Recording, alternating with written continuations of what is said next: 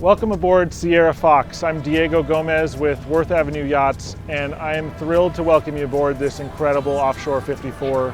She was one of two identical boats commissioned for the original owner and built with a captain to the ultimate specification.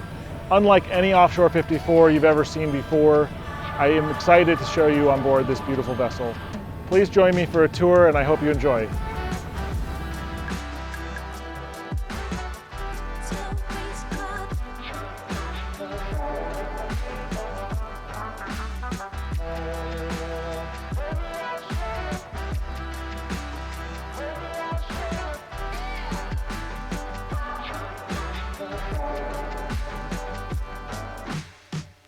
So while we're sitting here underway at the helm of Sierra Fox, there's a few things that I thought would be interesting for you to know about the history of the boat. She was originally built for a gentleman in California. He built two identical boats. He had a captain involved in the design and build process throughout the entire production of both boats at the factory in Taiwan. They went through and really thought through every detail of how to make this Offshore 54 the best one that's ever come out of the factory. There's a lot of customization that was done both in the mold. If you look at the transom and the aft swim platform of the boat, it's more like an Offshore 55 where you have the access to sideboard from either way off the swim platform. A lot of the newer Offshore 54s, they have diagonal wings that go down that block the majority of the side boarding access. So that was a consideration both for getting on and off the dock easier and also being able to use more of the swim platform when swimming in the water. Other aspects of the boat that I think are really interesting and unique are the fact that the owner had all of the exterior stainless work. The cleats, the hawsers were all at least double the size of what normally comes equipped on an Offshore 54. So all the materials, all the hardware out there is really beefy, very strong, and much more substantial than you would find on any other boat. The stainless work up on the flybridge for the radar mounts and all the antennas is truly like a piece of jewelry. I mean, it's stunning, the metalwork. The layout has accommodated an incredible array of electronics and antennas in a very compact package. You've got satellite communications, satellite TV, multiple radio VHF systems and single sideband systems. Everything on this boat from an electronic standpoint, from a system standpoint, is designed to be truly redundant, and all of the checklists that come with the boat as far as how to operate everything, you get a really good sense of the mentality behind the build quality and construction, both from a factory perspective and from an owner-supplied equipment perspective. And that is what you get when you build a production boat with a captain involved who really understands systems and engineering. There's parts of this boat that you might not appreciate until you've really dived into them. For example, there's a bilge pump, an emergency bilge pump setup to pump using the starboard main engine. So if you have a serious leak for whatever reason, and lots of water ingressing into the boat, you can change over the raw water intake for the starboard main engine to come from the bilge. So you're actually pumping bilge water through the engine and overboard rather than relying on the smaller conventional bilge pumps. We've got headset communication that's really top of the line. The boat actually has multiple systems for headsets. You've got big over-the-ear headsets, and then you've got more conventional just Bluetooth headsets. Again, a system that you'd probably find on like a Formula One team for communication that's actually integrated into this boat. At the helm here, we have everything. We have Nauticomp displays that are displaying two different Furuno screens. We also have a ship's computer and a backup laptop computer that are powering Noveltech Time Zero. Another feature here at the helm that you'll notice is these hydraulic bow and stern thrusters. Now, that was a factory option from Offshore, but most of the Offshore 54s that you'll find on the market either have electric thrusters or they'll have a hydraulic bow thruster and an electric stern thruster.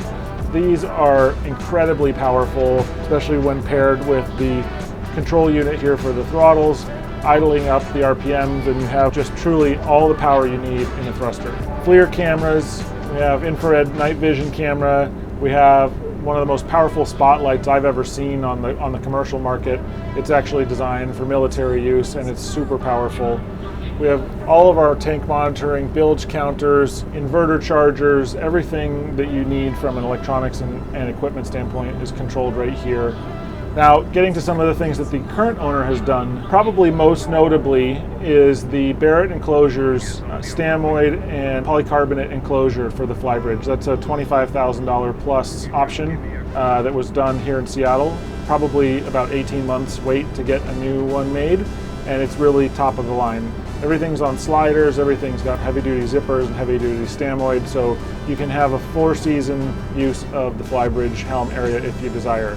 The owners also have upgraded all the batteries to brand new in 2021, so every single battery on the boat has been replaced. They're all Lifeline AGM batteries, and that's not something you'll never have to think of for the next 8 to 10 years. Now, a lot of the Offshore 54s came with an aft staircase to go down into the master cabin. This boat was thoughtfully equipped with one staircase in the boat to maximize the other volume in other spaces. So where you would normally have the aft staircase, this boat has additional buffet space and refrigeration and freezers. So you have one staircase that goes down to both cabins. The VIP is very spacious and comfortable, full walk-around, queen-size berth, and plenty of storage. The owner's cabin is also very comfortable. What I find really interesting is just how much headroom they're able to get in a 54-foot boat. Now, I'm 6'4", and I can comfortably walk around anywhere in the boat, and I think that's pretty impressive in 55, 54 feet. Dedicated showers, plenty of storage, good opening port lights and access, lots of light. It's really a very nice accommodation for a boat this size. Now, another upgrade that the owners have done very tastefully that I think you won't find in a lot of boats is they've gone through and very nicely done the soft goods updates with new carpets, bedding, and salon upholstery coverings, all designed by Jonathan Quinn Barrett from JQB Design. And he's famous for having done the interior design for Paul Allen's Super Yacht, one of the largest boats in the world, called Octopus.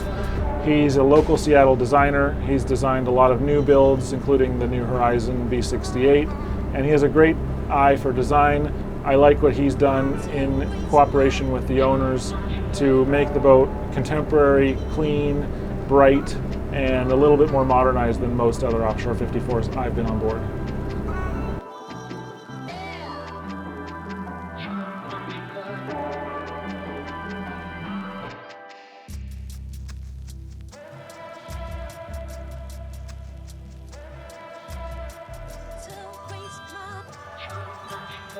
So up here on the flybridge of Sierra Fox, the visibility is just incredible. Being behind this new stamoid polycarbonate enclosure from Barrett Designs is really a pleasant place to be pretty much any day on the water. Whether it's wind, cold, spray, you're protected up here. On a nice day like today, we can open up and slide panels open, which is just a really nice aspect of the design. Now up here, we have all the same controls. We have access to cameras, and all the other Furuno and Time Zero aspects of the navigation system are Meritron displays up here as well. So it's a complete second bridge. There's nothing that you have downstairs that you don't have access to up here, really.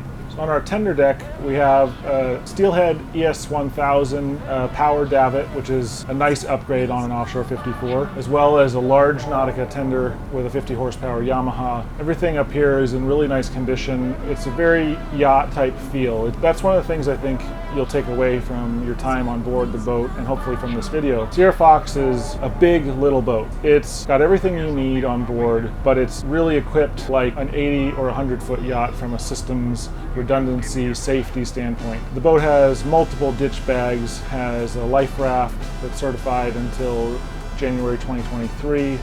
It's got redundant radio systems, smoke hoods at every access point. It's really thoughtfully equipped from a safety, security, navigation, and redundancy standpoint. One of the things a lot of people consider on a boat is where are they going to store all of their food and beverages. On board Sierra Fox, we have an ice maker upstairs, an ice maker downstairs. We have a beverage fridge up here as well, and a refrigerator, freezer, and a separate refrigerator in the galley. So there's plenty of room to store food for a long passage. If you're going to Alaska, you might consider putting a cooler up here as well, but plenty of room for all of those, and they've just been serviced in the last 30 days. So it might not strike you at first glance, but if you take a detailed look at the welded frame up here that acts as a roof for the flybridge area, you'll notice just the incredible quality and thoughtfulness that went into the design of this area. This was installed by the previous owner in 2014. It's one of the most sturdy built welded roof structures I've ever seen, especially for a boat of this size. There's good grab handrails all over the place as well, and it's nice protection from the sun and the wind. It's a heavy duty, I believe it's a 5-ounce stamoid cloth in white. So it looks really sharp, protects very well, nice and waterproof. Doesn't flap around in the wind, which a lot of covers do. So you'll enjoy your time up here on the bridge, especially in these electric powered pomponette seats that have recline features, up and down electric motion, very high end, and something that shows the level of thought in the construction of this boat. Another aspect of Sierra Fox that will probably take you some time to appreciate is her engine room and machinery space and lazarette access. So there's multiple access points, which is really nice on a boat like this. You can get in from the exterior and the interior. The boat's equipped with dual generators, a 12 kW and an 8 kW Northern Lights, which not all offshore 54s have the 2 generator option. The Caterpillar engines have all just been serviced, oil samples have been pulled, and they're ready for the next season of cruising. I find that the Caterpillar engines are one of the best power performance packages in this size range. Really a pretty efficient cruise when paired with the Veeam 5-blade Australian Nibral propellers that are down underneath the boat. Very efficient underway, good power. Max speed on the boat is about 16, 17 knots. And you know, there's truly a good cruising range, anywhere from 9 to 12, 13 knots. You don't have to use a lot of trim tab underway, and they power the boat nicely. We've got ABT track stabilization fins, provide plenty of stabilization underway. As you'll probably notice from this video, we've been having a very comfortable ride. Everything's accessible. It's compact, it's using every inch of the engine room that you can, but everything's accessible and your mechanic will enjoy working on this boat.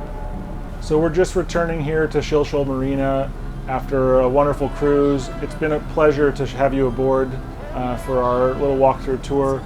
I encourage you, if you're looking for one of the highest quality boats on the market in a 2-cabin layout, ready to go to Alaska tomorrow, to contact me, arrange a showing, and I am confident that you'll be impressed with what you see here aboard Sierra Fox. I'm Diego Gomez with Worth Avenue Yachts. I appreciate you joining me for this tour, and I will see you on the water.